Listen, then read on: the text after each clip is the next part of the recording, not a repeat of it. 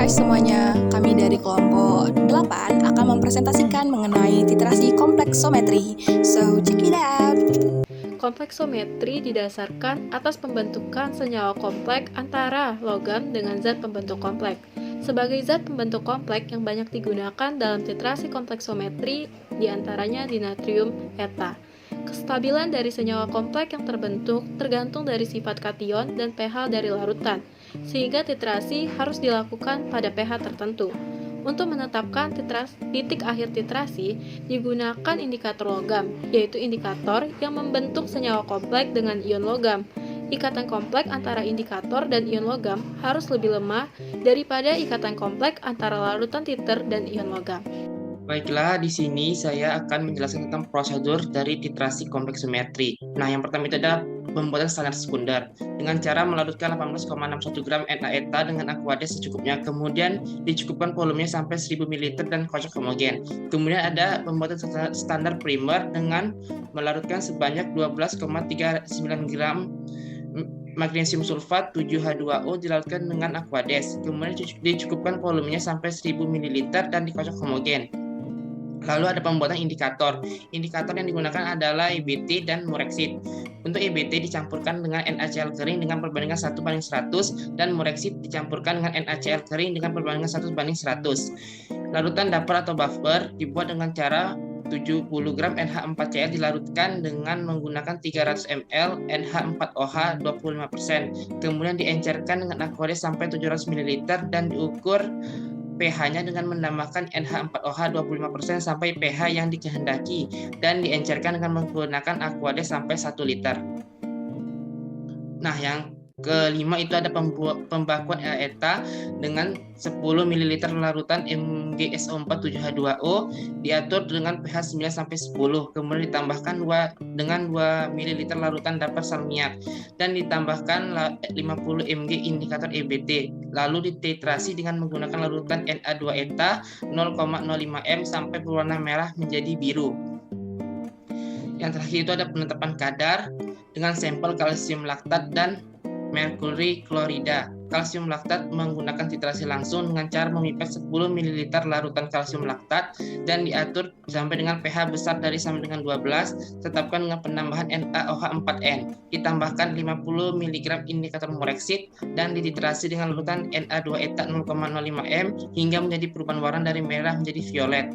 Untuk merkuri klorida digunakan titrasi kembali dengan cara memipet 10 ml HgCl2 ke dalam Erlenmeyer yang berisi Aquades, diatur pH 9 sampai 10. Ditambahkan 2 ml buffer salmiak plus 50 mg indikator EBT.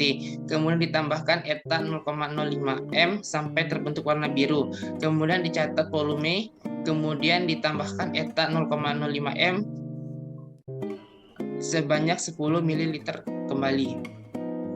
Baik, selanjutnya kita ke bagian data hasil pengamatan. Bisa dilihat pada slide pertama kita melakukan pembakuan larutan standar sekunder. Larutan standar sekunder ini merupakan larutan natrium eta. Nah, ini kita akan bakukan dengan magnesium sulfat. Nah, kita lakukan titrasi dan dilakukan 3 kali replikasi. Sedangkan untuk rata-rata volume sebesar 10,2 mili, kita masukkan ke rumus pengenceran didapatkan bahwa normalitas eta itu sebesar 0,099 normalitas. Selanjutnya dari penetapan pembakuan larutan standar sekunder, kita lakukan penetapan kadar kalsium laktat.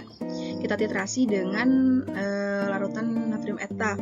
Kita lakukan titrasi dengan replikasi 3 kali, sedangkan untuk rata-rata volumenya itu sebesar 34,13 mili. Nah, kita masukkan ke dalam rumus pengenceran didapatkan normalitas dari normalitas dari kalsium laktat itu sebesar 0,34 normalitas. Selanjutnya kita masuk ke rumus persentase kadar kalsium laktat. Nah, bisa dilihat pada slide rumusnya seperti ini ya. Jadi volume eta dikali natrium eta dikali mRCA atau bobot molekul dikali 1000 per volume sampel.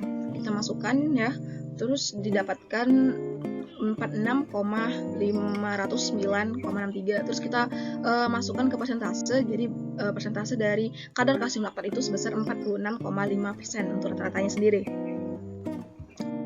Nah, untuk reaksinya sendiri bisa dilihat pada slide. Ini kalsium 2+ ditambah dengan mureksid itu menjadi kalsium mureksid, berwarna merah muda. Lihat ya pada strukturnya, kalsium dengan mureksid menjadi kalsium mureksid. Ini adalah kalsium ya. Selanjutnya kalsium mureksid ini kita tambahkan dengan eta menjadi kalsium eta plus mureksid, di mana kalsium ini dari dia berikatan dengan mureksid menjadi berikatan dengan eta.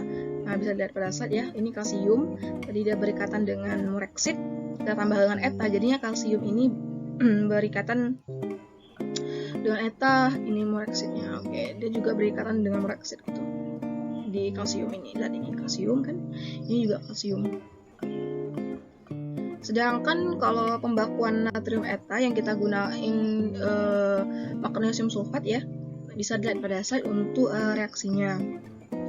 Baik, mungkin itu saja praktikum kompleksometri kelompok 8. Saya ucapkan terima kasih atas perhatiannya. Wassalamualaikum warahmatullahi wabarakatuh.